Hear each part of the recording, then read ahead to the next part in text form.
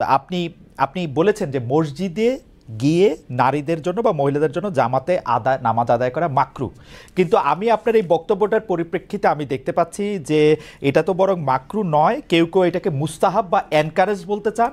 অনেকে উদাহরণ দিচ্ছেন আয়েশা যিনি প্রফেটের স্ত্রী ছিলেন, রাদিয়াল্লাহু আনহা, হ্যাঁ আয়েশা রাদিয়াল্লাহু আনহা, উনি ইমামতি করে মেয়েদের নামাজ পড়িয়েছেন, এবং যে জায়গায় আপনি এটা মুকরু বলছেন ওই জায়গায় কেউ মুস্তাহাব বলতে গিয়ে আপনার বক্তব্যের বিরোধিতা করছেন। এটা নিয়ে আপনি যদি আমাদের একটু বলেন। এটা আমি চ্যালেঞ্জ করছি, ওপেন চ্যালেঞ্জ। আম্মা জান আয়েশা রাদিয়াল্লাহু তাআলা আনহা কখনোই ইমামতি করেননি, বরং জাকওয়ান ইমামতি করেছিল, পিছনে তিনি নামাজ পড়েছিলেন। সেটা ফরজ নামাজ ছিল না, তারাবিয়ার নামাজ। আপনাকে যে তথ্য দিয়েছে সে ভুল তথ্য দিয়েছে। ওকে, সেটা মেয়েদের নামাজ পড়াটা মুস্তাহাব কিনা? এক। দ্বিতীয় হচ্ছে আল্লাহর হাবিব সাল্লাল্লাহু আলাইহি ওয়াসাল্লামের নূরের জামানায় মসজিদ নববীতে মহিলাদেরকে অ্যালাউ করা হতো, তারা নামাজে আসতেন। কিন্তু আল্লাহর হাবিব সাল্লাল্লাহু আলাইহি ওয়াসাল্লাম মহিলাদেরকে নিরুৎসাহিত করেছিলেন, নিষেধ করেন নাই। কারণ মহিলাদেরও দিন শেখা বাকি ছিল এবং আল্লাহ হাবিব সাল্লাল্লাহু আলাইহি ওয়াসাল্লামের কাছে ওহী আসতো, সেজন্য মহিলাদের নিষেধ করা হতো না, তারা মসজিদে আসতেন। হযরত ওমর রাদিয়াল্লাহু তাআলা আনহু তার খেলাফতের সময় বলেছেন মহিলাদের জন্য ঘরেই নামাজ পড়াটা উত্তম। তখন প্রচুর পরিমাণ সাহাবী উপস্থিত ছিলেন, তারা হযরত ওমরের এই কাজে কেউ বাধা দেননি। সেজন্য মহিলাদের মসজিদে আসাটা হারাম নয়, মাকরু বলা হয়েছে জামাতে আসা। কারণ আম্মাজান আয়েশা রাদিয়াল্লাহু তাআলা আনহা নিজেও বলেছিলেন যে বর্তমানে মানে ১৫০০ বছর আগেই আম্মাজান আয়েশা বলেছেন যে এখন মহিলাদের মসজিদে না আসাই উচিত ফিতনার এই সময়। তো ১৫০০ বছর আগে যদি ফিতনার আশঙ্কা করে আম্মাজান আয়েশা মসজিদ নববীতে মহিলাদের আসাটাকে নিরুৎসাহিত করে থাকেন, তাহলে হযরত ওমর রাদিয়াল্লাহু তাআলা আনহুর সিদ্ধান্তটা সঠিক ছিল। আর বর্তমান যুগে সেটা আমরাও নিরুৎসাহিত করি, এজন্যই মাকরু বলি। মাকরু মানে হারাম নয়, খুব কঠিনভাবে নিষিদ্ধ নয়, জাস্ট নিরুৎসাহিত করা।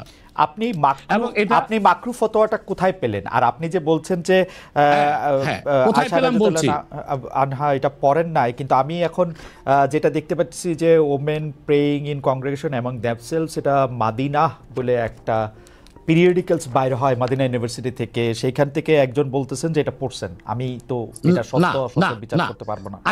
আয়েশা রাদিয়াল্লাহু তাআলা আনহা ইমামতি করেননি, তিনি জাকওয়ান ওনার খাদেমের পিছনে নামাজ পড়েছেন। ওকে, সেটা ফরজ নামাজ ছিল না, তারাবিহের নামাজ ছিল। জি, এটা বুখারী শরীফের হাদিস। আমাকে সময় দিলেন, বের করে দিব। আচ্ছা ঠিক আছে, আপনি কি এইটা একটু বলবেন যে মাকরুটা আপনি কোথায় পেলেন? এটা হানাফিদের সর্বসম্মত মত।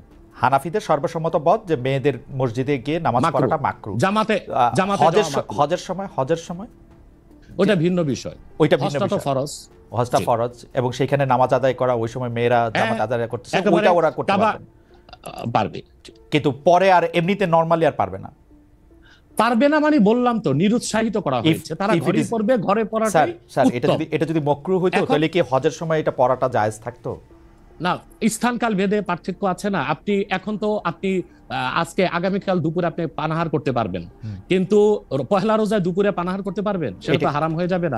স্থানকাল পাত্র বেশে হুকুমটা ভিন্ন হবে না? হবে, কিন্তু যেটা হজে পারমিটেড, যেটা হজের মাঠে পারমিটেড, সেটা আর পৃথিবীর কোথাও মাকরু হইতে পারে? হজটা কি? হজটা হচ্ছে কাবাগরে যেতে হবে, পুরুষকেও যেতে হবে, মহিলাকেও যেতে হবে, কাবাগর একটাই, সেজন্য সেখানে সেটা ছাড় আছে। কিন্তু মসজিদ পৃথিবীতে একটা না, মহিলারা ঘরে নামাজ পড়তে পারবে। হ্যাঁ, তারপরে আমরা এটা বলে থাকি, যেমন কোন মহিলা ঢাকা গেল শপিং করার জন্য, এখন নামাজের সময় হলো, সে বাড়িতে আসতে নামাজ কাজা হয়ে যাবে, সে বাইতুল মোকাররম যে নামাজ পড়ে নেক, মহিলাদের জন্য যদি সুব্যবস্থা থেকে পড়তে পারবে। মাকরুটাকে আপনি খুব বড় করে দেখার প্রয়োজন নাই। এই যে আপনার মাথায় টুপি নাই, এটাও কিন্তু মাকরু স্যার, যেটা মাথায় বসাও মাকরু, রাইট। যেটা কিন্তু তাই বলে তো আপনাকে আমি গুনাহগার বলতে পারছি না, অসুবিধা নাই। স্যার, আমি যেটা বলতে চাইতেছি, এমন কোন কাজ কি আছে যেটা কাবাগারে করা যায়, অন্য যে কোনো জায়গায় আরেকটা মাকরু হিসেবে বিবেচিত হবে? আর কোন কাজ কি এরকম আছে? বোঝার জন্য জানতে চাইতেছি স্যার। হ্যাঁ, বোঝার জন্য বলতেছি। যেমন কাবাগরে উপস্থিত হলে ওযু অবস্থায় যেতে হবে, অন্য কোনো জায়গায় গেলে ওযু অবস্থা লাগবে না। কেউ যদি হজ করতে ইহরাম ভাবে, স্ত্রীর সহবাস তার জন্য হারাম যতদিন কাবাগরে। না, যেটা কাবাগরে করা যায় সেটা অন্য কোথাও হারাম আছে কিনা? কাবাগর, হ্যাঁ হারাম আছে। যেমন কাবাগর তোয়াফ করা হচ্ছে ফরজ, হজের একটা ফরজ, কিন্তু পৃথিবীর অন্য কোনো ঘর কোনো জায়গায় তোয়াফ করা যায় না, সেখানে যেটা যে অন্য জায়গায় যায় না। মানে যেহেতু কাবাগর তোয়াফ করা যায়, মানে কাবাগর শুধু তোয়াফের জায়গা, কাবাগর তোয়াফ করা ফরজ, কিন্তু পৃথিবীর অন্য কোনো মসজিদ বা আল্লাহর ওলির কোনো কবর বা মাজার তো তোয়াফ করা যাবে না, সেটা তো শিরক। আচ্ছা, তাহলে স্থানকাল পাত্র ভেদে এবং সময়ের ভিন্নতার কারণে হুকুম পরিবর্তন হয়। Okay. যেমন আমি আপনাকে একটা উদাহরণ দিয়েছি, আগামীকাল আপনাকে দুপুরে খেতে হবে, সেটা খাওয়া আপনার জন্য সওয়াবের কাজ। আল্লাহ বলেছেন কুলু ওয়াশরাবু, খাও পান করো, কিন্তু ঠিক পহেলা রোজার দিন দুপুরে আপনি খেতে পারবেন না, সেটা হারাম। অথবা মাকরুর বিষয়টাও স্থানকাল পাত্র ভেদে তো পরিবর্তন হবে। লাস্ট